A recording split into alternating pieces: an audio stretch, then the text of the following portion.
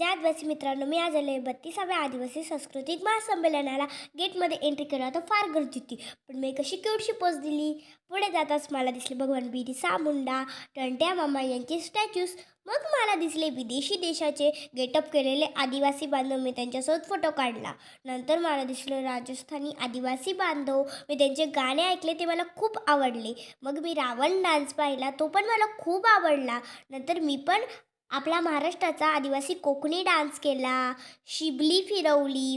नंतर कार्यक्रमाला आल्यावर भाषण तर ऐकणारच, म्हणून थोडे भाषण ऐकले.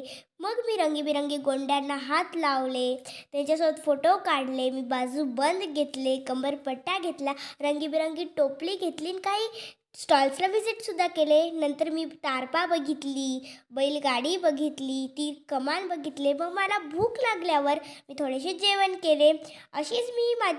अशीच मी आपली आदिवासी संस्कृती समजून घेतली आणि घरी निघाली.